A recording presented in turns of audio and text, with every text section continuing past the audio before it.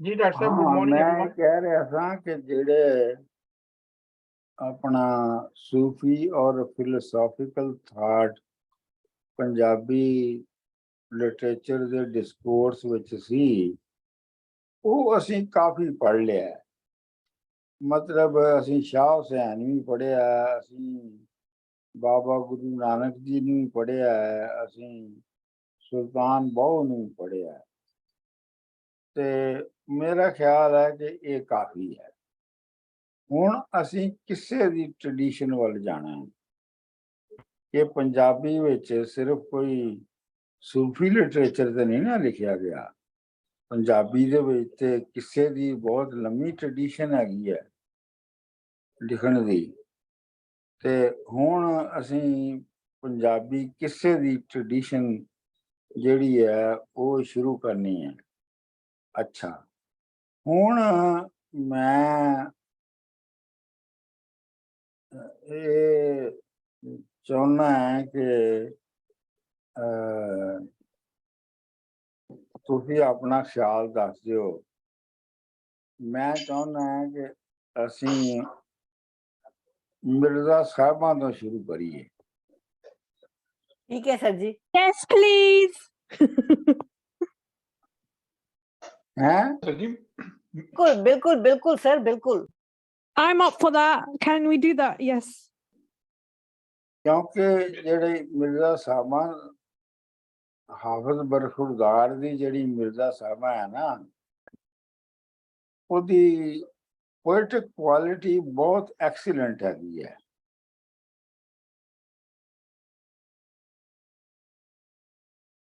ते हुण ਉਹਦੇ ਚ ਜਿਹੜਾ ਮਸਲਾ ਆਏਗਾ ਉਹ ਇਹ ਆਏਗਾ ਕਿ ਅਸੀਂ ਉਹਨੂੰ ਪੜ੍ਹੀਏ ਕਿਵੇਂ।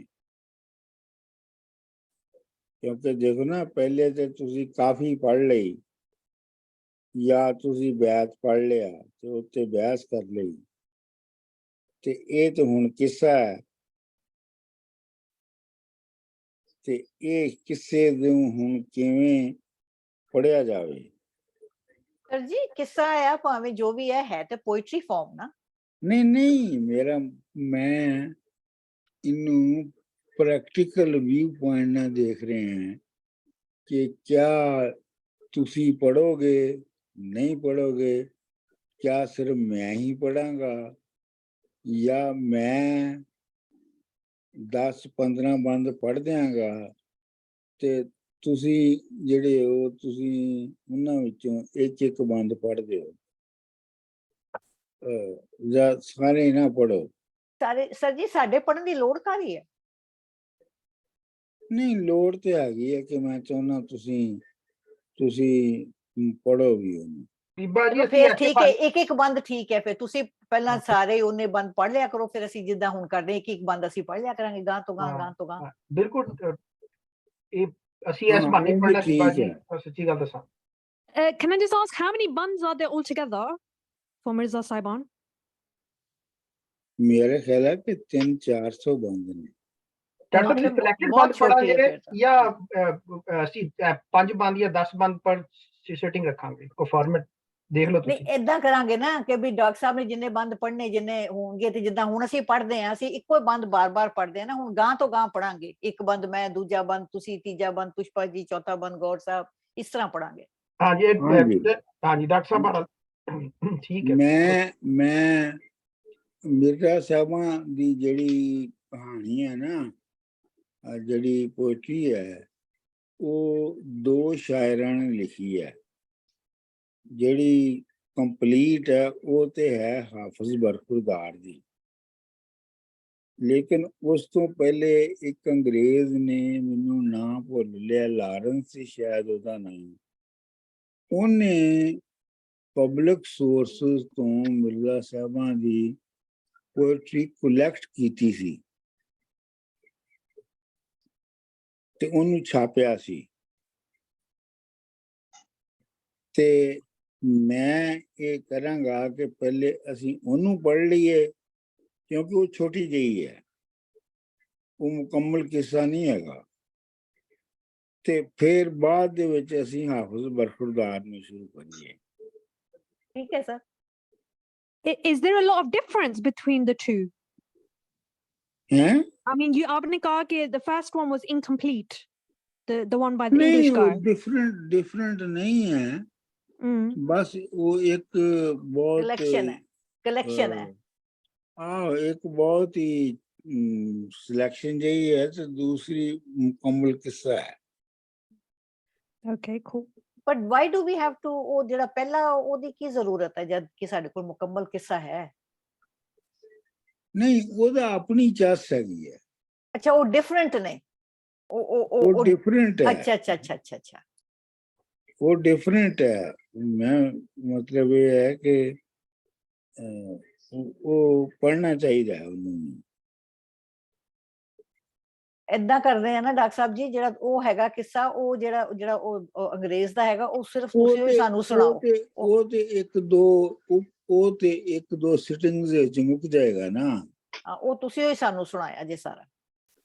ਆਹੋ, ਉਹ ਤੇ ਇੱਕ ਦੋ ਸਿਟਿੰਗਸ ਦੇ ਵਿੱਚ ਮੁੱਕ ਜਾਏਗਾ, ਤੇ ਫਿਰ ਤੇ ਅਸਲੀ ਕਿੱਸਾ ਤੇ ਆਏਗਾ ਨਾ ਹਾਫਿਜ਼ ਬਰਖੁਰਦਾਰ ਦਾ। ਵੈਸੇ ਤੁਹਾਨੂੰ ਮੈਂ ਮੈਂਸ਼ਨ ਕਰ ਦਿਆਂ ਕਿ ਮਿਰਜ਼ਾ ਸਾਹਿਬਾਂ ਦਾ ਕਿੱਸਾ ਜਿਹੜਾ ਹੈ, ਉਹਦੇ ਵਿੱਚ ਪਹਿਲੀ ਵਾਰੀ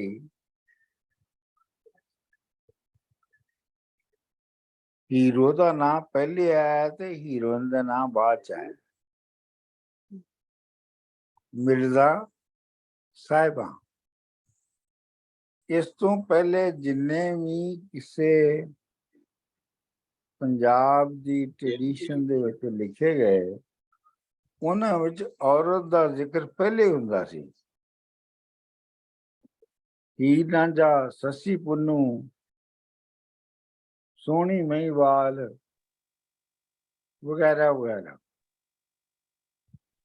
ਤੇ ਇਹਦੇ ਉੱਤੇ ਵੀ ਬੜੀ ਡਿਸਕਸ਼ਨ ਜਿਹੜੀ ਹੈ ਉਹ ਹੋਈ ਹੈ। ਨਜਮ ਹੁਸੈਨ ਸੈयद ਨੇ ਵੀ ਇੱਥੇ ਲਿਖਿਆ ਹੈ, ਮੁਸ਼ਤਾਕ ਸੂਫੀ ਨੇ ਵੀ ਇੱਥੇ ਲਿਖਿਆ ਹੈ।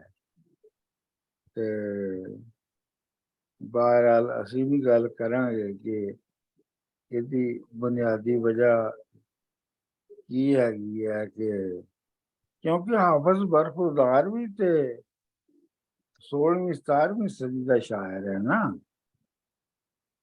ਉਹ ਕੋਈ ਨਵਾਂ ਸ਼ਾਇਰ ਤਾਂ ਨਹੀਂ ਹੈਗਾ।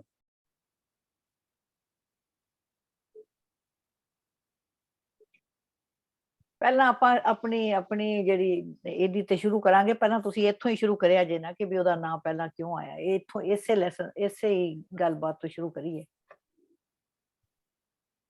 ਮਤਲਬ ਮੈਂ ਜਿਹੜਾ ਨਾ ਤੁਹਾਡੇ ਕੋਲੋਂ ਆਖਰੀ ਵਾਰੀ ਮਨਜ਼ੂਰੀ ਲੈ ਰਿਹਾ, ਕਿਆ ਤੁਸੀਂ ਵਾਕਈ ਮਿਰਜ਼ਾ ਸਾਹਿਬਾਂ ਪੜ੍ਹਨਾ ਚਾਹੁੰਦੇ ਹੋ? ਹਾਂਜੀ। Yes, please. बिल्कुल। This is golden opportunity that must not be missed. ਹਾਂ, ਇਹ ਤਾਂ ਜ਼ਰੂਰ। ਕਿਉਂਕਿ ਉਹਦੀ ਵਜ੍ਹਾ ਇਹ ਹੈ ਕਿ ਅਸੀਂ ਜਿਹੜਾ ਫਿਲੋਸੋਫੀਕਲ ਟ੍ਰੈਡੀਸ਼ਨ ਸੀ ਉਹਨੂੰ ਬਹੁਤ ਪੜ੍ਹ ਲਿਆ ਹੈ, ਤੇ ਹੁਣ ਸਾਨੂੰ ਜਿਹੜੀ ਆਪਣਾ ਕਹਾਣੀ ਹੈ, ਜਿਹੜੀ ਦਾਸਤਾਨ ਦੀ ਜਿਹੜੀ ਟ੍ਰੈਡੀਸ਼ਨ ਹੈ, ਉਹਦੇ ਥਰੂ ਸੁਸਾਇਟੀ ਕਿਵੇਂ ਆਪਣੇ ਆਪ ਨੂੰ ਰਿਵੀਲ ਕਰਦੀ ਹੈ, ਉਹ ਸਾਨੂੰ ਦੇਖਣੀ ਚਾਹੀਦੀ ਹੈ। ਔਰ ਇਹ ਬੜੇ ਹਾਫਿਜ਼ ਬਰਖੁਰਦਾਰ ਬਹੁਤ ਜ਼ਬਰਦਸਤ ਸ਼ਾਇਰ ਹੈ। ਮੈਂ ਵਾਕਈ ਉਹਦੇ ਕੋਲੋਂ ਬਹੁਤ ਇੰਪ੍ਰੈਸ ਹੈ, ਔਰ ਉਹਦੀ ਜਿਹੜੀ ਬਹਿਰ ਹੈ ਉਹ ਐਸੀ ਮਾਰੂ ਬਹਿਰ ਹੈ ਕਿ ਉਹ ਲੈ ਦੇ ਜਾਂਦੀ ਹੈ। Dr. Manzur, can you give a preview? Can you recite a line or two? If you can know it by heart or not. A preview. Hafiz ਬਰਖੁਰਦਾਰ the line ਸੁਣੋ। ਗਾ ਕੇ Oh, that's even more special. Oh, ਜਿਸ ਤਰ੍ਹਾਂ ਵੀ ਠੀਕ ਸਮਝਣ, ਜਿਸ ਤਰ੍ਹਾਂ। ਰਾਤ ਚਨੇ ਦੀ ਚਾਨਣੀ ਤੇ ਪੂਣੀ ਵਰਗਾ ਕਾਂ।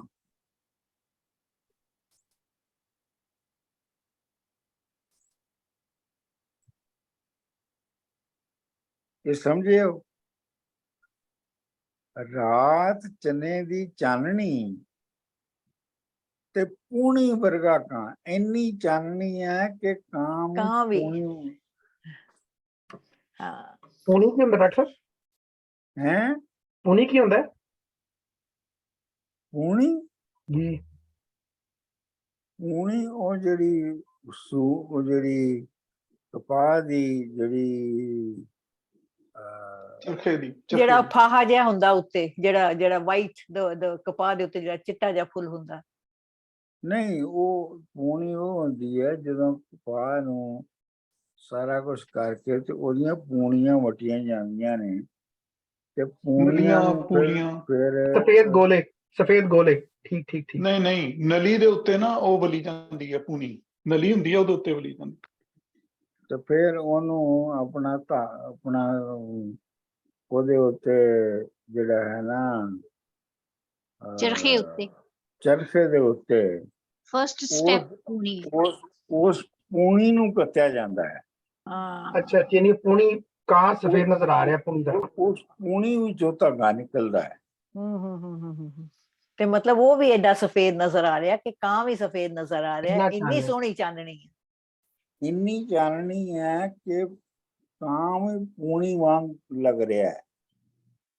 ਵਾਹ, That's beautiful. ਇਹ ਆਪਾਂ ਕਰਾਂਗੇ ਨੈਕਸਟ ਟਾਈਮ, ਡੈਫੀਨਿਟਲੀ ਇਹੀ ਕਰਾਂਗੇ ਡਾਕਟਰ ਸਾਹਿਬ। ਚਨੇ ਦੀ ਚਾਨਣੀ ਤੇ ਪੂਣੀ ਵਰਗਾ ਕਾਂ, ਉੱਡਿਆ ਦਾਨਾ ਬਾਦ ਤੋਂ ਪਹਿਲੀ ਰਾਤ ਚਨਾ।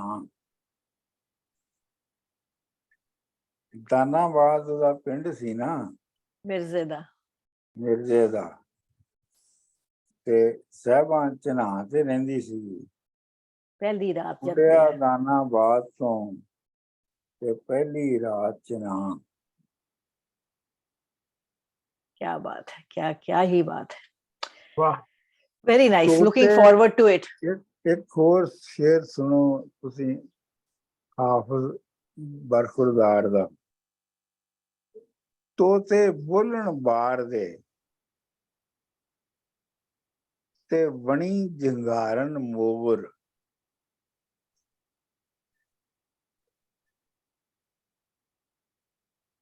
ਸਮਝ ਆਈ ਹੈ? ਤੋਤੇ ਬੋਲਣ ਬਾਹਰ ਦੇ ਵਿੱਚ ਤੋਤੇ ਬੋਲ ਰਹੇ ਨੇ ਤੇ ਬਾਗਾਂ ਵਿੱਚ ਮੋਰ ਪਹਿਲਾਂ ਪਾ ਰਹੇ ਨੇ। ਤੋਤੇ ਬੋਲਣ ਬਾਗ ਦੇ ਤੇ ਵਣੀ ਜੰਗਾਰਨ ਮੋਰ। ਤੇ ਵਣ ਦੇ ਜਿਹੜੇ ਦਰਖਤ ਨੇ ਉਹਨਾਂ ਵਿੱਚ ਜਿਹੜੇ ਮੋਰ ਨੇ ਉਹ ਪਹਿਲਾਂ ਪਾ ਰਹੇ ਨੇ।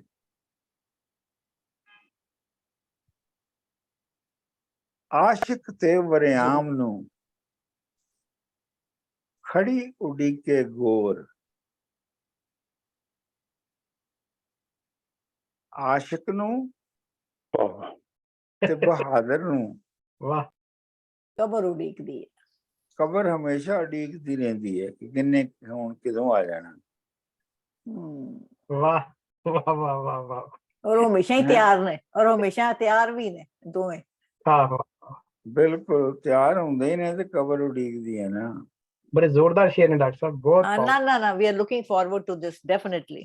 हाँ बस ठीक है डॉक्टर साहब जी, हो गया। डॉक्टर साहब कर लिया आज आखिरी फिर? हाँ बड़ा जबरदस्त है। चलो हुण तुसीं ना ये कड्डो अपना ते पढ़ो इनू आज आखिरी बंद। जी डॉक्टर साहब। हाँ पढ़ो जी। शुरू करा डॉक्टर साहब। आखिरी बंद है, वैसे बंद नंबर 71 है। जीम सुल्तान बाहू का।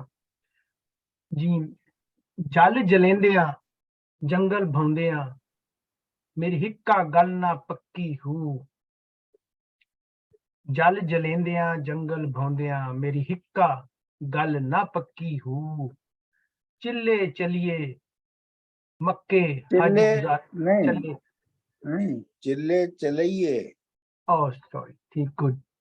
चिल्ले चलिए मक्के हज गुजारियां मेरी दिल दी दौड़ ना डक्की हूँ त्रेहे रोजे पंज नमाजा ऐ भी पढ़ थकी हूँ वाह सबे मुरादा हासिल होइयां बाहू जदा मुर्शद नजर मेहर दी तक्की हूँ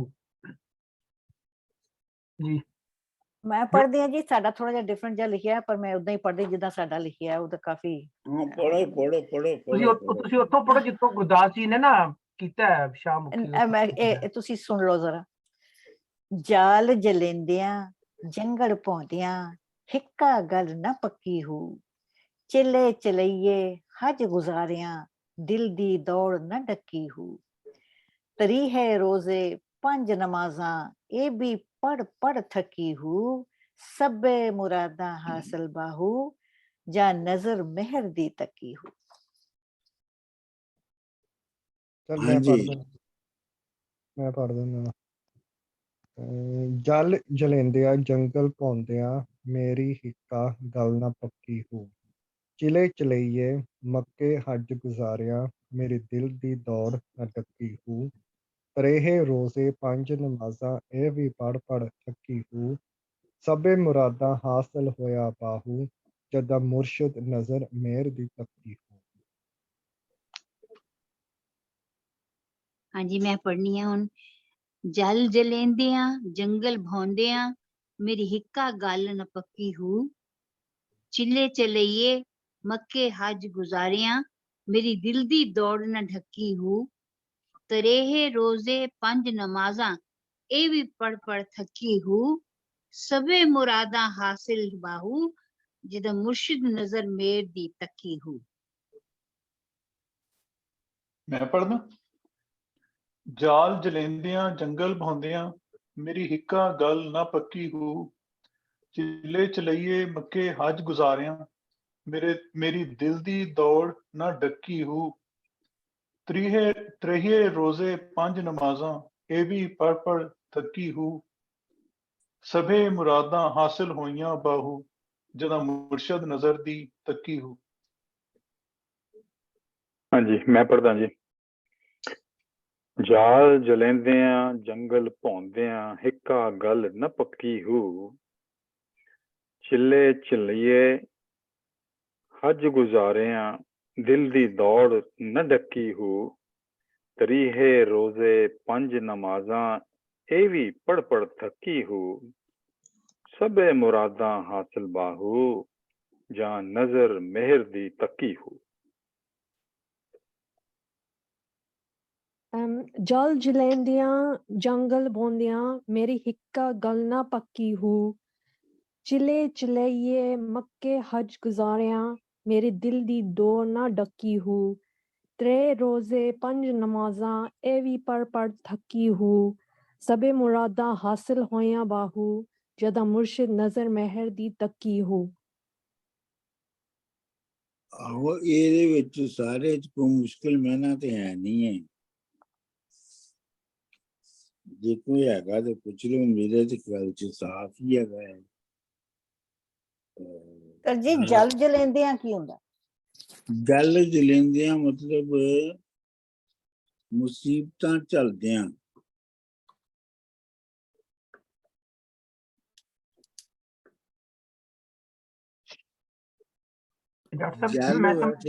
ਜਲ ਵੈਸੇ ਜੰਗਲ ਨੂੰ ਵੀ ਕਹਿੰਦੇ ਨੇ। ਡਾਕਟਰ ਸਾਹਿਬ ਮੈਂ ਸਮਝਦਾ ਸੀ ਇਸ਼ਾਰਾ ਪਾਣੀ ਵਾਲੇ ਕਿ ਜਿਹੜੇ ਲੋਕੀ ਪਾਣੀਆਂ ਦੇ ਵਿੱਚ ਖਲੋ ਕੇ ਸਾਰਾ ਚੱਲੇ ਕਰਦੇ ਸਨ, ਇਹ ਵੀ ਟ੍ਰੈਡੀਸ਼ਨ ਸੀ ਉਸ ਜ਼ਮਾਨੇ 'ਚ। ਉਹ ਵੀ ਹੋ ਸਕਦਾ ਹੈ। ਡਾਕਟਰ ਸਾਹਿਬ ਪਰ ਕੈਮਰਾ ਠੀਕ ਕਰ ਲਓ, ਕੈਮਰਾ ਤੁਹਾਡਾ ਅੱਛਾ ਤੋਂ ਚਲਾ ਗਿਆ। ਲੇਕਿਨ ਬੇਸਿਕ ਇਸ਼ੂ ਹੈਗਾ ਹੈ ਕਿ ਜਿਹੜੀ ਮੁਸੀਬਤਾਂ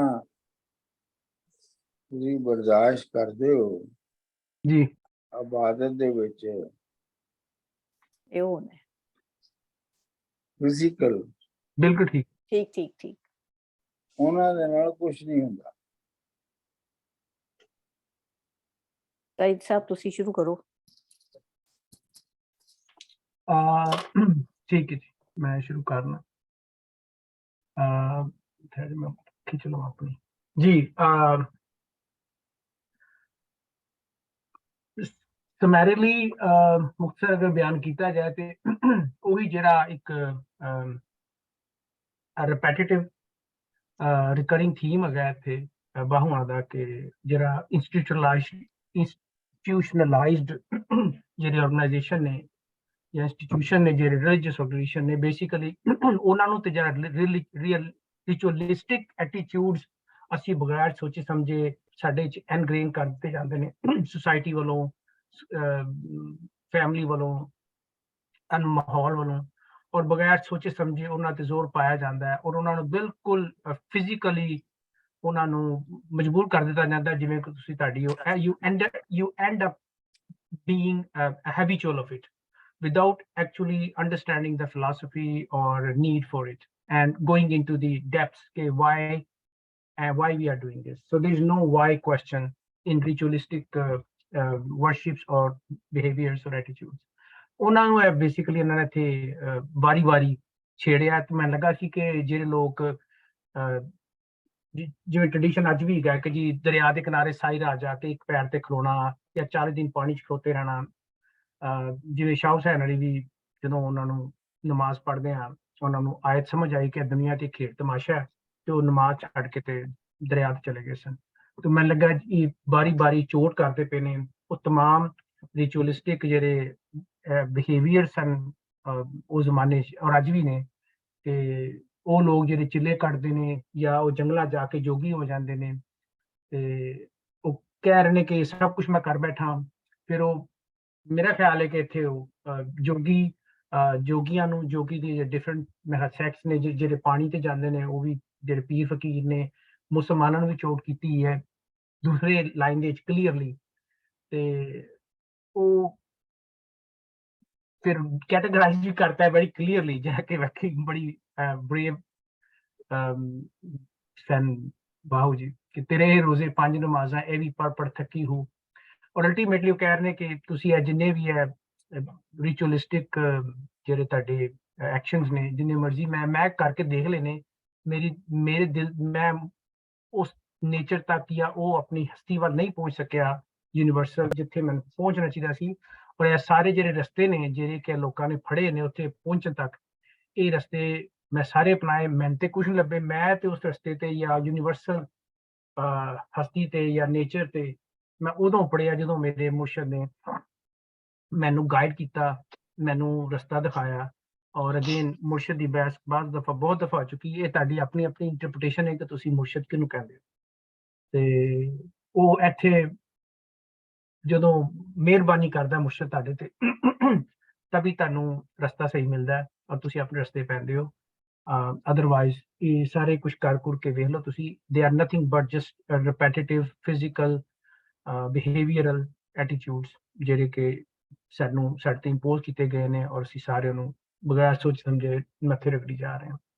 ਤੇ ਆਈ ਥਿੰਕ ਸਾਰਾ ਸਟ੍ਰੈਸ ਜਿਹੜਾ ਉਹ ਐਕਸ਼ਨ ਤੇ ਹੈਗਾ, ਔਰ ਐਕਸ਼ਨ ਹੈਗਾ ਵੇ ਕਿ ਤੁਹਾਡਾ ਕੋਈ ਮੁਰਸ਼ਿਦ ਹੋਣਾ ਚਾਹੀਦਾ ਹੈ। ਮੁਰਸ਼ਿਦ ਕਿਤਾਬ ਵੀ ਹੋ ਸਕਦੀ ਹੈ, ਨੇਚਰ ਵੀ ਹੋ ਸਕਦੀ ਹੈ, ਤੁਹਾਡਾ ਐਕਚੁਅਲ ਫਿਜ਼ੀਕਲ ਕੋਈ ਮੈਂਟੋਰ ਉਸਤਾਦ ਵੀ ਹੋ ਸਕਦੇ ਨੇ, ਤੁਹਾਡਾ ਦੋਸਤ ਯਾਰ ਵੀ ਹੋ ਸਕਦਾ, ਮਹਿਬੂਬ ਵੀ ਹੋ ਸਕਦਾ, ਕੁਝ ਵੀ ਹੋ ਸਕਦਾ। ਉਹਦੀ ਇੰਟਰਪ੍ਰੀਟੇਸ਼ਨ ਵੱਖਰੀ ਹੈ ਜਿਹੜਾ ਕਿ ਤੁਹਾਨੂੰ ਤੁਹਾਡੀ ਅਨਾ ਨੂੰ ਮਾਰ ਕੇ ਔਰ ਤੁਹਾਨੂੰ ਬਿਲਕੁਲ ਸਬਮਿਸਿਵ ਔਰ ਹੰਬਲ ਕਰ ਦੇਵੇ। ਔਰ only then you can be one with nature, ਜਦੋਂ ਤੁਸੀਂ ਆਪਣੀ ਅਨਾ ਨੂੰ ਸਰੈਂਡਰ ਕਰ ਦੇਗੇ। ਔਰ ਇਸ ਰਸਤਾ ਵਿਖਾਉਣ ਵਾਸਤੇ ਤੁਹਾਨੂੰ ਮੁਰਸ਼ਿਦ ਚਾਹੀਦਾ ਕਿ ਜਿਹੜਾ ਤੁਹਾਨੂੰ ਤੁਹਾਡੀ ਅਨਾ ਤੋਂ ਵੱਖ ਕਰਕੇ ਤੇ ਤੁਹਾਨੂੰ ਨੇਚਰ ਨਾਲ ਤੇ ਖੁਦਾਈ ਦੇ ਨਾਲ ਜਾਂ ਲੁਕਾਈ ਦੇ ਨਾਲ ਇੱਕ ਕਰ ਦੇਵੇ। ਇਹ ਮੈਨੂੰ ਸਮਝ ਆਇਆ ਮੁਕਤਸਰ। ਮੈਂ ਕੋਸ਼ਿਸ਼ ਕਰਾਂ ਡਾਕਟਰ ਸਾਹਿਬ ਜੀ। ਇਹ ਚੌਥੀ ਲਾਈਨ ਤੋਂ ਸ਼ੁਰੂ ਕਰਦੀ ਹਾਂ ਜੀ, ਲਫ਼ਜ਼ਾਂ ਤੋਂ। ਦਿਲ ਦੀ ਦੌੜ। ਦਿਲ ਦੀ ਦੌੜ ਕੀ ਹੈ? ਦਿਲ ਵਿੱਚ ਕੀ ਹੈ? ਇੱਕ ਭੁੱਖ ਹੈ ਖਵਾਇਸ਼ਾਂ ਦੀ। ਇਹ ਖਵਾਇਸ਼ਾਂ ਦੀ ਇੱਕ ਭੁੱਖ ਹੈ ਤੁਹਾਡੇ ਦਿਲ ਵਿੱਚ, ਮੇ ਬੀ ਮਟੀਰੀਅਲਿਸਟਿਕ ਔਰ ਇਮੋਸ਼ਨਲ ਜਾਂ ਪਾਵਰ ਦੀ ਭੁੱਖ ਕਹਿ ਲਓ। ਇਹ ਸਭ ਗੱਲਾਂ ਤੁਹਾਡੇ ਵਿੱਚ ਇੱਕ ਈਗੋ ਦੀ ਅੱਗ ਭੜਕਾਉਂਦੀਆਂ ਨੇ।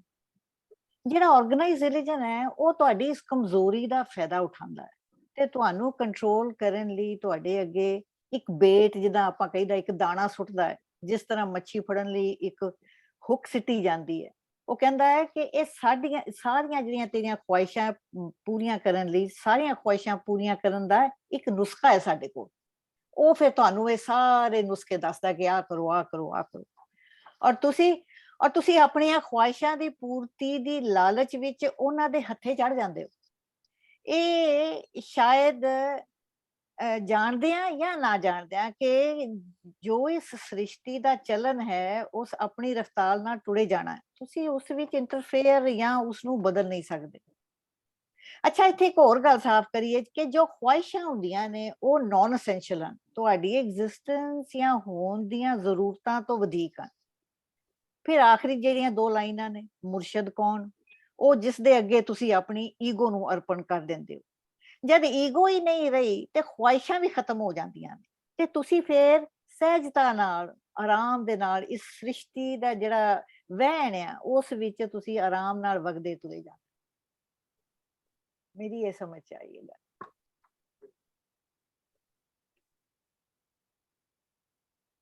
ਮੈਂ ਬੋਲਾਂ ਜੀ? ਮੈਂ ਇੱਥੋਂ ਗੱਲ ਸ਼ੁਰੂ ਕਰਾਂਗਾ ਕਿ ਜਿਹੜੀ ਆਪਣੀ ਈਗੋ ਨੂੰ ਜਾਂ ਆਪਣੀ ਹਸਤੀ ਨੂੰ ਏਡਾ ਵੱਡਾ ਨਾ ਸਮਝਣਾ। ਉਹਦੀ ਮਿਸਾਲ ਇਸ ਤਰ੍ਹਾਂ ਕਿ ਜੇਮਸ ਵੈਬ ਜਿਹੜੀ ਇੱਕ ਇਹਨਾਂ ਟੈਲੀਸਕੋਪ ਬਣਾਈ, 10 ਅਰਬ ਡਾਲਰ ਖਰਚ ਕੀਤਾ ਤੇ 20 ਸਾਲ ਲਾਏ, ਤੇ ਜਦੋਂ ਸਪੇਸ ਨੇ ਇਮੇजेस ਭੇਜੇ ਤਾਂ ਪਤਾ ਲੱਗਾ ਕਿ ਜਿਸ ਦੁਨੀਆ 'ਚ ਅਸੀਂ ਰਹਿੰਦੇ ਹਾਂ ਉਹ ਤੇ ਇਸ ਕਾਇਨਾਤ ਦਾ ਕੋਈ ਖਰਬਾਂ ਟ੍ਰਿਲੀਅਨ ਦਾ ਵੀ ਹਿੱਸਾ ਨਹੀਂ ਹੈ, ਬਹੁਤ ਛੋਟੀ ਦੁਨੀਆ ਉਹ। ਇਸੇ ਤਰ੍ਹਾਂ ਜਦੋਂ ਅਸੀਂ ਇਲਮ ਹਾਸਲ ਕਰਦੇ ਹਾਂ ਜਾਂ ਜਿਹੜੇ ਮਜ਼ਹਬੀ ਲੋਕ ਜਦੋਂ ਸਾਨੂੰ ਇਬਾਦਤਾਂ 'ਚ ਪਾਉਂਦੇ ਨੇ, ਉਹ ਕਹਿੰਦੇ ਰੋਜ਼ੇ ਰੱਖੋ, ਚਿੱਲੇ ਕੱਟੋ ਔਰ ਜੰਗਲਾਂ 'ਚ ਜਾਓ, ਉੱਥੇ ਰੱਬ ਲੱਭੇਗਾ ਜਾਂ ਫਲਾਂ। ਜਦੋਂ ਵੀ ਸਾਰੇ ਇਸ ਪ੍ਰੋਸੈਸ ਤੋਂ ਗੁਜ਼ਰੋ ਤੇ ਸਭ ਤੋਂ ਪਹਿਲੇ ਗੱਲ ਇਹੀ, ਜਾਂ ਬਹੁਤ ਬੰਦਾ ਇਲਮ ਹਾਸਲ ਕਰ ਲੇ ਤਾਂ ਵੀ, ਜਾਂ ਕੋਈ ਹੋਰ ਚੀਜ਼ ਹਾਸਲ ਕਰ ਲੇ ਤਾਂ ਵੀ ਐਂਡ ਤੇ ਹੀ ਪਤਾ ਲੱਗਦਾ ਹੈ। ਔਰ ਉਹ ਕਾਮਯਾਬੀ ਉਦੋਂ ਹੁੰਦੀ ਹੈ ਜਦੋਂ ਬੰਦਾ ਇਹ ਸਮਝ ਲੈਂਦਾ ਕਿ ਮੇਰੀ ਹਸਤੀ ਜਿਹੜੀ ਹੈ ਨਾ ਉਹ ਇਸ ਨਿਜ਼ਾਮ ਦਾ ਇੱਕ ਅਸੈਂਸ਼ੀਅਲ ਹਿੱਸਾ ਹੈ, ਲੇਕਿਨ ਬਹੁਤ ਛੋਟੀ ਹੈ। ਮੈਂ ਇਹਦਾ ਇੱਕ ਪੋਜ਼ਿਟਿਵ ਹਿੱਸਾ ਜ਼ਰੂਰ ਹਾਂ, ਲੇਕਿਨ ਮੈਂ ਕੋਈ ਇਹਨੂੰ ਮੈਂ ਨਹੀਂ ਚਲਾ ਰਿਹਾ, ਖੁਦ ਹੀ ਯੂਨੀਵਰਸਲੀ ਚੱਲ ਰਹੀ ਹੈ ਸਾਰੀਆਂ ਚੀਜ਼ਾਂ ਜਿਹੜੀਆਂ ਨਾ। ਤੇ ਆਪਣੀ ਜਿਸ ਤਰ੍ਹਾਂ ਜ਼ਾਤੀ ਔਰ ਸਿਫਾਤੀ, ਜ਼ਾਤੀ ਮਤਲਬ ਜਦੋਂ ਮੈਂ ਆਪਣੀ ਅਨਾਹ ਤੇ ਤਵੱਜੋ ਦਿੰਦਾ, ਸਿਫਾਤੀ 'ਚ ਆਪਣੀ ਕਿਸੇ ਕੁਆਲਿਟੀ ਤੇ ਤਵੱਜੋ ਦਿੰਦਾ। ਇਹਨਾਂ ਸਾਰਿਆਂ ਬੈਤਾਂ ਚ ਅਮੂਮਨ ਇਹੋ ਜਿਹੀਆਂ ਗੱਲਾਂ ਕੀਤੀਆਂ ਕਿ ਰਾਤੀ ਇਬਾਦਤ ਕਰਦੇ ਹੋ ਲੇਕਿਨ ਚੁਗਲੀ ਕਰਦੇ ਹੋ, ਇਹ ਬੁਰੀ ਗੱਲ ਹੈ। ਤੇ ਇਹ ਜਿਹੜੀ ਫਿਰ ਉੱਥੋਂ ਜਲ ਜਲੈਂਦੀਆਂ, ਜੰਗਲ ਬੁਣਦਿਆਂ, ਇਹ ਸਭ ਚੀਜ਼ਾਂ ਉੱਥੇ ਨੇ। ਤੇ ਮੁਰਾਦਾਂ ਉਦੋਂ ਹਾਸਲ ਹੁੰਦੀਆਂ ਜਦੋਂ ਮੁਰਸ਼ਦ ਦੀ ਨਜ਼ਰ ਹੋ ਜਾਂਦੀ ਹੈ। ਹੁਣ ਮੁਰਸ਼ਦ ਦੀ ਨਜ਼ਰ ਜਦੋਂ ਵੀ ਹੋ ਜਾਂਦੀ ਹੈ ਉਸ ਤੋਂ ਬਾਅਦ ਬੰਦੇ ਨੂੰ ਇਹ ਪਤਾ ਇਹੀ ਉਹ ਨਜ਼ਰ ਹੈ ਜਦੋਂ ਉਹ ਇੱਕ ਮੁਸਬਤ ਐਲੀਮੈਂਟ ਬਣ ਜਾਂਦਾ ਹੈ ਇਸ ਨਿਜ਼ਾਮ ਕਾਇਨਾਤ ਦਾ। ਜੀ ਬਸ ਮੈਂ ਨਹੀਂ ਕਹਿਣਾ। ਹਾਂਜੀ, ਮੈਂ ਗੱਲ ਕਰਾਂ ਜੀ ਕਿ ਇਹਦੇ ਵਿੱਚ ਸਭ ਤੋਂ ਜੋ ਮੈਂ ਇੰਪੋਰਟੈਂਸ ਦਿੱਤੀ ਹੈ ਉਹ ਹੈਗੀ ਆ ਲਫ਼ਜ਼ ਅਖੀਰ ਦੇ ਵਿੱਚ ਆਉਂਦਾ ਕਿ ਮੁਰਾਦਾਂ ਸਭੇ ਮੁਰਾਦਾਂ ਹਾਸਿਲ। ਮੁਰਾਦਾਂ ਨੇ ਜਿਹੜੀਆਂ ਤੁਹਾਡੀਆਂ ਵਿਸ਼ਜ਼ ਨੇ ਜਾਂ ਗੋਲ ਤੁਹਾਡੇ, ਜਾਂ ਸਪਿਰਿਚੁਅਲ ਯਰਨਿੰਗ, ਕੋਈ ਵੀ ਮਤਲਬ ਤੁਹਾਡੀ ਵਿਸ਼ ਹੈ, ਮਟੀਰੀਅਲਿਸਟਿਕ ਹੋਵੇ ਸਪਿਰਿਚੁਅਲ ਹੋਵੇ, ਉਹਦੇ ਬਾਰੇ ਗੱਲ ਹੋ ਰਹੀ ਹੈ। ਔਰ ਉੱਪਰ ਪਹਿਲੀ ਲਾਈਨ ਜੇ ਕਹਿੰਦੇ ਨੇ ਕਿ ਇੱਕ ਤਾਂ ਹੈ ਤਰੀਕਾ ਕਿ ਦੁਨਿਆਵੀ ਚੀਜ਼ਾਂ ਨੂੰ ਛੱਡ ਕੇ ਬਾਹਰ ਲੱਭਦੇ ਫਿਰੋ, ਆਪ ਹੀ ਇੱਕ ਇਹ ਰਸਤਾ ਹੈਗਾ, ਤਰੀਕਾ ਇਹ ਹੈਗਾ ਕਿ ਆਪਣੀਆਂ ਯਰਨਿੰਗ ਨੂੰ, ਸਪਿਰਿਚੁਅਲ ਮੁਰਾਦਾਂ ਨੂੰ ਠੀਕ ਕਰਨ ਦਾ ਇੱਕ ਇਹ ਰਸਤਾ ਕਿ ਸਭ ਕੁਝ ਛੱਡ ਕੇ ਬਾਹਰ ਤੁਰੇ ਫਿਰੋ। ਦੂਸਰੀ ਲਾਈਨ ਦੇ ਵਿੱਚ ਹੈਗਾ ਕਿ ਮਜ਼ਹਬ ਦੇ ਤਰੀਕੇ ਨੇ ਰਸਤੇ ਜਿਹੜਾ ਦੱਸਿਆ ਕਿ ਕਿਸੇ ਹੋਰ ਕੋਲੋਂ ਜਾ ਕੇ ਮੰਗਣਾ, ਆਪਣੀਆਂ ਮੁਰਾਦਾਂ ਨੂੰ ਪੂਰੀਆਂ ਕਰਨ ਲਈ ਹੱਜ ਜਾਣਾ, ਚਿੱਲੇ ਕੱਟਣੇ, ਉਹਦੇ ਨਾਲ ਵੀ ਇਹ ਪੂਰੀਆਂ ਨਹੀਂ ਹੋਣੀਆਂ, ਉਹ ਦੂਸਰਾ ਰਸਤਾ। ਤੀਸਰਾ ਰਸਤਾ, ਤੀਸਰੀ ਲਾਈਨ ਬੰਦ ਦੇ ਵਿੱਚ ਹੈਗਾ ਕਿ ਤਰੀਹੇ ਰੋਜ਼ੇ, 5 ਨਮਾਜ਼ਾਂ, ਇਹ ਵੀ ਪੜ੍ਹ ਥਕੀ। ਉਹ ਹੈ ਕਿ ਤੁਸੀਂ ਆਪਣੇ ਆਪ ਨੂੰ ਡਿਸਿਪਲਿਨ ਦੇ ਵਿੱਚ ਰੱਖ ਕੇ ਨੌਲੇਜ ਦੇ ਥਰੂ ਖੁਦ ਕੋਸ਼ਿਸ਼ ਕਰਨੀ ਆ। ਤੀਸਰਾ ਰਸਤਾ ਉਹ ਆ। ਪਹਿਲਾ ਤਾਂ ਹੈਗਾ ਕਿ ਲੱਭਦੇ ਫਿਰਨਾ, ਦੂਸਰਾ ਹੈਗਾ ਕਿ ਕਿਸੇ ਦੂਸਰੇ ਕੋਲੋਂ ਮੰਗਣਾ, ਤੀਸਰਾ ਹੈਗਾ ਖੁਦ ਕੋਸ਼ਿਸ਼ ਕਰਨੀ ਆ ਡਿਸਪਲਿਨ ਦੇ ਵਿੱਚ ਰਹਿ ਕੇ, ਨੌਲੇਜ ਦੇ ਵਿੱਚ।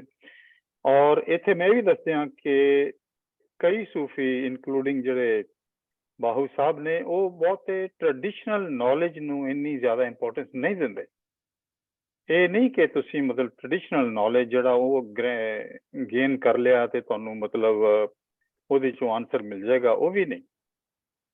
ਚੌਥੀ ਲਾਈਨ ਜਿਹੜੀ ਆ ਕਿ ਮੁਰਸ਼ਦ, ਕਿ ਹੋਪਫੁਲੀ ਜਿਹੜਾ ਕੋਈ ਤੁਹਾਡਾ ਅਨਬਾਇਸਡ ਗਾਈਡ ਹੈ, ਗੁਰੂ ਆ, ਤੁਹਾਨੂੰ ਸੱਚਾਈ ਦੇ ਰਸਤੇ ਦੇ ਬਾਰੇ ਦੱਸੇ, ਤੁਹਾਨੂੰ ਪਤਾ ਲੱਗੇ ਤੇ ਤੁਹਾਡੀਆਂ ਮੁਰਾਦਾਂ ਜਿਹੜੀਆਂ ਵਿਸ਼ੇਸ ਨੇ ਤਦੇ ਹੀ ਪੂਰੀਆਂ ਹੋਣੀਆਂ, ਕਿਸੇ ਨਾ ਆਪ ਲੱਭਣ ਨਾ ਕਿਸੇ ਹੋਰ ਕੋਲੋਂ ਮੰਗਣ ਦੇ ਨਾਲ, ਔਰ ਨਾ ਹੀ ਤੁਸੀਂ ਟ੍ਰੈਡੀਸ਼ਨਲ ਨੌਲੇਜ ਨੂੰ ਪੜ੍ਹ ਪੜ੍ਹਾ ਕੇ ਮਿਲਣਾ। ਤੁਹਾਨੂੰ ਖੁਦ ਗਾਈਡ ਕਰਨ ਵਾਲਾ ਕੋਈ ਐਸਾ ਮੁਰਸ਼ਿਦ ਹੋਵੇ ਜਿਹੜਾ ਕਿ ਤੁਹਾਨੂੰ ਉਹ ਰਸਤਾ ਦਿਖਾਵੇ ਜਿਹੜੇ ਕਿ ਪਹਿਲੇ ਰਸਤੇ ਉਹਨਾਂ ਨੇ, ਬਾਹੂ ਸਾਹਿਬ ਨੇ ਕਿਹਾ ਕਿ ਬਿਲਕੁਲ ਠੀਕ ਨਹੀਂ। ਸੱਚਾਈ ਦੇ ਰਸਤੇ ਤੇ ਪਾ ਕੇ ਤੁਹਾਨੂੰ ਅੱਗੇ ਉਹ ਤੁਹਾਡੀਆਂ ਮੁਰਾਦਾਂ, ਯਰਨਿੰਗ ਸਪਿਰਚੁਅਲ ਉਹ ਪੂਰੀ ਹੋਏਗੀ। ਮਿਹਰਬਾਨੀ।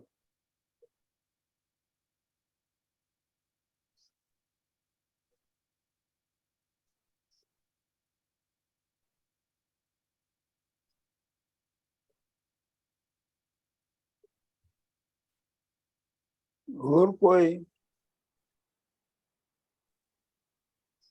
Can I just add, the third line really hit me deep about the rose and namazan and par ke thaki ho.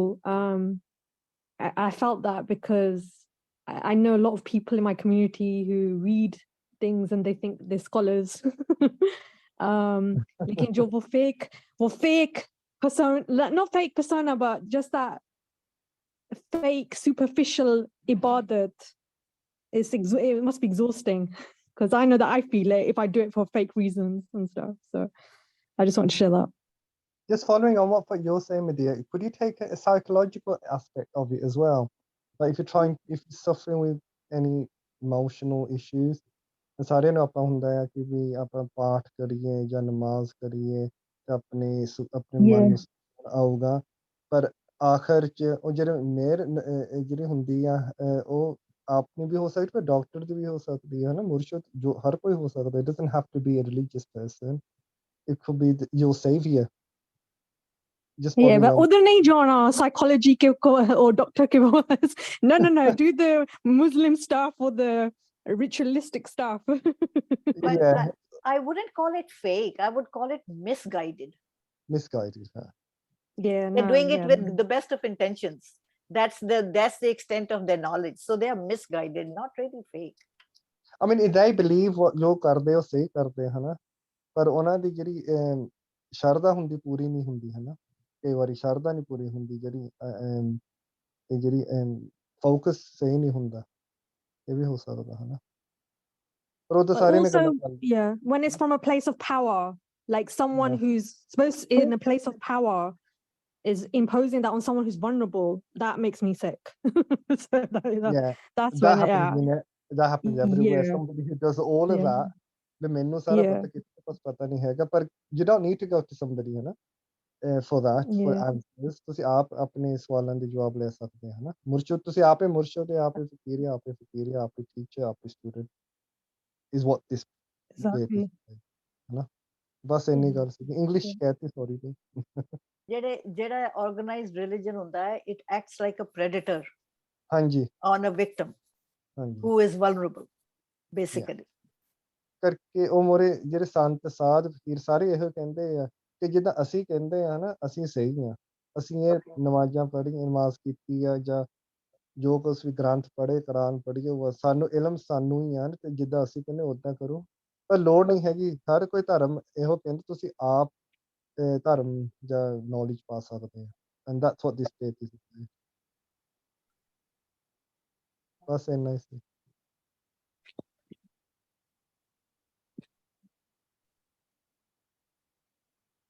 ਮੇਰੇ ਖਿਆਲ ਵਿੱਚ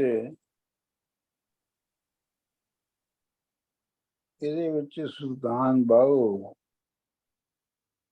ਜਿਹੜੀ, ਤੁਸੀਂ ਸਾਰਿਆਂ ਨੇ ਗੱਲਾਂ ਬੜੀਆਂ ਅੱਛੀਆਂ ਕੀਤੀਆਂ ਨੇ ਔਰ ਠੀਕ ਕੀਤੀਆਂ, ਪਰ ਸੁਲਤਾਨ ਬਾਹੂ ਇੱਥੇ ਇਹ ਕਹਿ ਰਹੇ ਨੇ ਕਿ ਜਿਹੜੇ ਆਰਗੇਨਾਈਜ਼ਡ ਮਜ਼ਹਬ ਹੈ ਉਹਦੀਆਂ ਕਈ ਸ਼ਕਲਾਂ ਨੇ। ਇੱਕ ਸ਼ਕਲ ਤੇ ਹੈਗੀ ਹੈ ਕਿ ਤੁਸੀਂ 5 ਨਮਾਜ਼ਾਂ ਪੜ੍ਹਦੇ ਹੋ, 30 ਰੋਜ਼ੇ ਰੱਖਦੇ ਹੋ, ਹੱਜ ਗੁਜ਼ਾਰਦੇ ਹੋ ਵਗੈਰਾ ਵਗੈਰਾ। ਇੱਕ ਤੇ ਉਹ ਸ਼ਕਲ ਹੈਗੀ ਹੈ ਤੁਹਾਡੀ ਆਰਗੇਨਾਈਜ਼ਡ ਮਜ਼ਹਬ ਦੀ। ਦੂਜੀ ਸ਼ਕਲ ਹੈਗੀ ਹੈ ਆਰਗੇਨਾਈਜ਼ਡ ਮਜ਼ਹਬ ਦੀ ਜਿਹੜੀ ਕਿ ਮੁਸਲਮਾਨਾਂ ਤੱਕ ਸੀਮਤ ਨਹੀਂ ਹੈ, ਲਿਮਿਟਡ ਨਹੀਂ ਹੈ। ਉਹ ਹੈ ਕਿ ਤੁਸੀਂ ਜੰਗਲਾਂ 'ਚ ਭੌਂਦੇ ਹੋ ਤੇ ਤੁਸੀਂ ਚਿੱਲੇ ਕੱਟਦੇ ਹੋ ਤੇ ਤੁਸੀਂ ਮੁਖਤਲਿਫ ਤਰ੍ਹਾਂ ਦੀਆਂ ਸਪਿਰਿਚੁਅਲ ਐਕਸਰਸਾਈਜ਼ ਕਰਦੇ ਹੋ। ਪਰ ਉਹ ਵੀ ਇੱਕ ਆਰਗੇਨਾਈਜ਼ਡ ਮਜ਼ਹਬ ਦੀ ਹੀ ਇੱਕ ਫਾਰਮ ਹੈ। ਸੋ ਲਿਹਾਜ਼ਾ ਤੁਸੀਂ ਪਹਿਲੀ ਫਾਰਮ ਨੂੰ ਲੈ ਲਓ ਰੋਜ਼ੇ ਨਮਾਜ਼ਾਂ ਵਾਲੀ, ਜਾਂ ਦੂਜੀ ਫਾਰਮ ਨੂੰ ਲੈ ਲਓ ਚਿੱਲੇ ਚਲੀਏ ਕੱਟਣ ਵਾਲੀ ਨੂੰ। ਇਹਨਾਂ ਦੋਵਾਂ ਦੇ ਨਾਲ ਹੀ ਤੁਹਾਨੂੰ ਮਕਸਦ ਹਾਸਲ ਨਹੀਂ ਹੁੰਦਾ।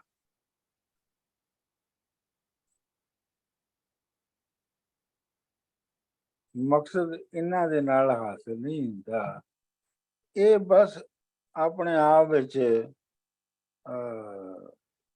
ਇੱਕ ਤਰ੍ਹਾਂ ਦੀ ਇੱਕ ਝੂਠੀ ਜੀ ਆਸ ਤੁਸੀਂ ਦਿਲ ਨੂੰ ਰੱਖਦੇ ਹੋ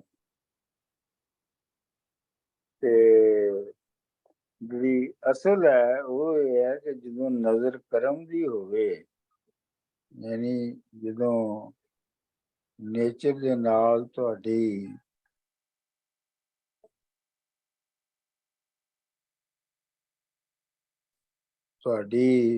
ਜਦੋਂ ਏਕਤਾ ਹੋ ਜਾਏ ਤੇ ਫਿਰ ਉਹ ਤੁਹਾਨੂੰ ਲੱਭਦਾ ਹੈ। ਤੇ ਇਹ ਜਿਹੜੇ ਸਾਰੇ ਇਹਨਾਂ ਵਿੱਚ ਕੁਛ ਨਹੀਂ ਲੱਭਦਾ। ਅੱਛਾ, ਇਹ ਜੋ ਮੈਂ ਤੁਹਾਨੂੰ ਮੈਂ ਸ਼ਾਇਦ ਪਹਿਲੇ ਵੀ ਮੇਰਾ ਖਿਆਲ ਹੈ ਕਿ ਮੈਂ ਇਹ ਸੁਣਾ ਚੁੱਕਿਆ ਹਾਂ ਕਿ ਮਿਰਜ਼ਾ ਗਾਲਿਬ ਜਿਹੜੇ ਨੇ ਉਹ ਇੱਕ ਖਤ ਵਿੱਚ ਕਿਸੇ ਨੂੰ ਲਿਖ ਰਹੇ ਨੇ ਕਿ ਦੁਨੀਆ 'ਚ ਨੈਚੁਰਲ ਮੁਆਹਿਦ ਪ੍ਰਸਤ ਸਿਰਫ ਥੋੜੇ ਹੁੰਦੇ ਨੇ। ਮੁਆਹਿਦ ਪ੍ਰਸਤ ਜਿਹੜੇ ਕਿ ਨੇਚਰ ਨੂੰ ਔਰ ਆਪਣੇ ਆਪ ਨੂੰ ਇੱਕ ਹੀ ਸਮਝਦੇ ਨੇ। ਮੁਆਹਿਦ ਦਾ ਮਤਲਬ ਹੁੰਦਾ ਹੈ ਏਕਤਾ। ਜਿਹੜੇ ਨੈਚੁਰਲੀ ਉਵੇਂ ਹੁੰਦੇ ਨੇ ਉਹ ਬਹੁਤ ਘੱਟ ਹੁੰਦੇ ਨੇ, ਬਹੁਤ ਥੋੜੇ ਹੁੰਦੇ ਨੇ। ਲੇਕਿਨ ਇਹ ਹੈ ਕਿ ਬਹੁਤੇ ਲੋਕ ਨਹੀਂ ਹੁੰਦੇ ਤੇ ਇਹ ਜਿਹੜੇ ਹੁੰਦੇ ਨੇ ਇਹ ਵਿਚਾਰੇ ਐਕਸਰਸਾਈਜ਼ਸ ਬਣਾਉਂਦੇ ਨੇ ਜਿਸ ਤਰੀਕੇ ਦੇ ਨਾਲ ਇਹ ਜਿਹੜੇ ਮਾਇਦ ਪ੍ਰਸਤੀ ਦਾ ਡਾਇਰੈਕਟ ਤਜਰਬਾ ਨਹੀਂ ਕਰ ਸਕਦੇ, ਉਹਨਾਂ ਨੂੰ ਉਹਨਾਂ ਐਕਸਰਸਾਈਜ਼ਸ ਦੇ ਨਾਲ ਮਾਇਦ ਪ੍ਰਸਤੀ ਦਾ ਮਜ਼ਾ ਦਵਾਇਆ ਜਾ ਸਕੇ। ਪਰ ਮਿਰਜ਼ਾ ਗਾਲਿਬ ਕਹਿੰਦੇ ਨੇ ਪਰ ਉਹ ਗੱਲ ਉਹ ਨਹੀਂ ਹੁੰਦੀ ਜਿਹੜੀ ਕਿ ਨੈਚੁਰਲ ਮੁਆਜ਼ ਪ੍ਰਸਤ ਵਿੱਚ ਹੁੰਦੀ ਹੈ। ਇੱਥੇ ਸੁਲਤਾਨ ਬਾਹੂ ਵੀ ਉਹੋ ਹੀ ਗੱਲ ਕਰ ਰਹੇ ਨੇ ਕਿ ਇਹ ਜਿਹੜੇ ਰੋਜ਼ੇ ਨਮਾਜ਼ਾਂ ਚਿੱਲੇ ਚਲਈਏ ਜੰਗਲ ਪਾਉਣਾ ਸਾਰਾ ਕੁਛ ਇਹ ਉਸ ਮੁਆਹਿਦ ਪ੍ਰਸਤੀ ਜਿਹੜੀ ਹੈ ਏਕਤਾ ਕੁਦਰਤ ਦੇ ਨਾਲ ਹੋਣ ਦੀ ਜਿਹੜੀ ਐਫਰਟ ਹੈ ਉਹ ਕਾਮਯਾਬ ਹੁੰਦੀ ਨਹੀਂ ਹੈ। ਬਸ ਇੰਨੀ ਗੱਲ ਮੈਂ ਇਹਦੇ ਵਿੱਚ ਐਡ ਕਰਨੀ ਸੀ। ਬਾਕੀ ਗੱਲਾਂ ਤੁਸੀਂ ਸਾਰਿਆਂ ਨੇ ਬੜੀਆਂ ਅੱਛੀਆਂ ਕੀਤੀਆਂ ਨੇ।